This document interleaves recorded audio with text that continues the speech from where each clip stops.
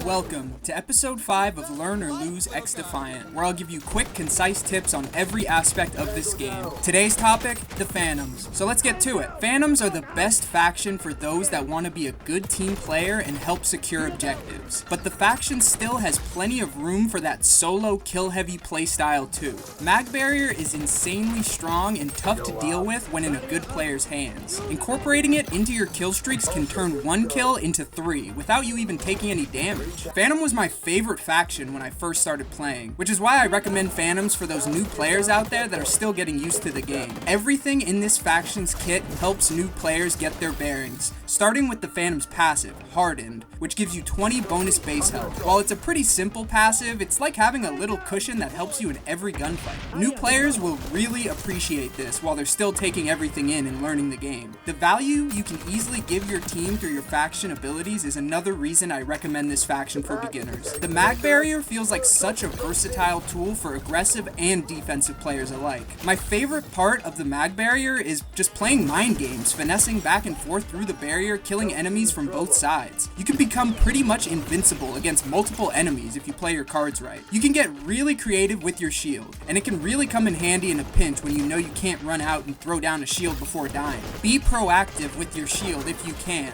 Launch it over walls or around corners to help with an upcoming push. The Mag Barrier seems to have a lot of potential when it comes to deploying it creatively. Give it some practice and go for some cool barriers, and you'll be surprised at the walls you can put up. Then there's the Riot Shield, which feels largely ignored by the player base in most modes, but the value it brings to your team on Escort translates to other modes too. Having a shielded player in any objective feels nearly impossible to deal with if they've got someone nearby to help them out. Shield Bro is self-explanatory and annoying as hell, but effective nonetheless. It's actually pretty fun to play, all things considered. It kind of feels in between a normal ability and an ultimate. Unless people are bringing Semtexes or EMPs to counter you, a lot of enemies' best course of action will simply be to turn and run and try and re-engage in a better way, all while you're just T-Rex charging them. The Aegis is a crucial piece in any last-ditch objective push. It forces the enemy to come up with an answer on the fly, and it'll put them in a tough situation, even at range when you've got some ARs inside your bubble that can put shots up uncontested. If they aren't close enough to even try to contest inside the bubble, and they're just getting lasered by your team, there's simply nothing they can do in a pinch. They have to take cover and regen. They'll still have to shoot your shield eventually before they even think about shooting the 3, 4, even 6 people inside. Shoot the shield, guys, before it's too late. Aegis is so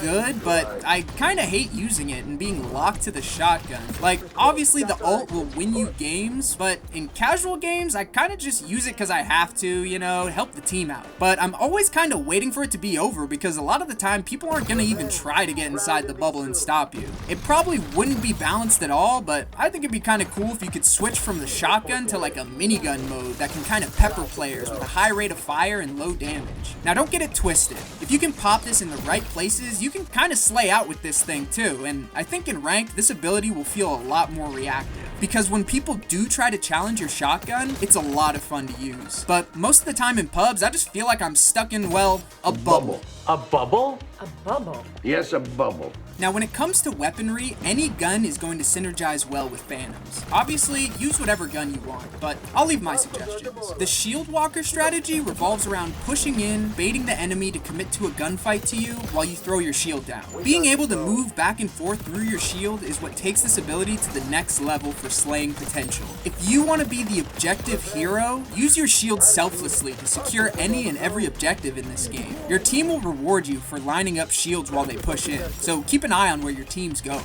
That's the main thing. Like I said, Shield Bro's self-explanatory. If you're planted in an objective with a teammate, you can really finesse the enemy and make it hard for them to answer in the moment. Riot Shield might be the best ability for Escort. You can create so many opportunities for your teammates to get kills if you're securing the payload with your shield, especially compared to Mag Barrier.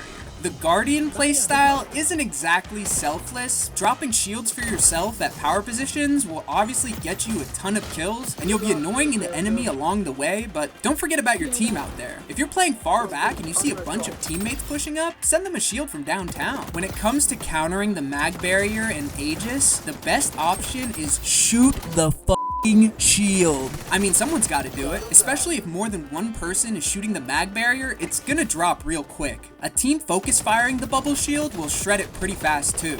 Also, if you take your Aegis out and the enemy takes out theirs and you find yourself in a bit of a bubble battle, just know your Aegis shotgun shreds enemy Aegis bubble in like 2 or 3 shots, and their mag barrier in 1 shot too. So if you don't have anyone to shoot their bubble. Then you've got EMPs, a Phantom's hardest counter, mainly because how accessible they are. Anyone can just throw on EMPs and start instantly destroying mag barriers and riot shields with ease. If you're annoyed at Phantoms, the EMPs should be your best friend, especially if you play DeadSec, because your passive instantly regenerates your grenades every 15 seconds, on top of the ability to hack walls with your basic ability, Hijack, another hard counter to mag barriers. The same goes for you Phantoms out there who are tired of getting your walls hacked. Put on an EMP so you can quickly shed the freshly hacked shield so that it can't be used against you. Semtex on Riot Shield works too, but not as reliably. If you're picking Semtex to stick the shield, just use EMPs instead, since you just have to hit them with the blast radius of the EMP compared to a direct stick with the Semtex. Another great counter for the Aegis is the Firebomb, or even just a well-timed nade. This simple strategy is really tough for enemies to stop if you can get a good flank route in and just run in from an angle they're not watching. If you throw a frag grenade in front of the Aegis player, the shield won't push it away when he walks over it. The player has to be aware of that nade and make sure he doesn't walk right into it, killing everyone inside the bubble instantly. Thanks for watching another episode of Learn or Lose XDefiant. We breezed through 300 subs just last week, and we already passed 400 too, which is just insane. Thank you to all you guys out there for subscribing. Let's get to 500.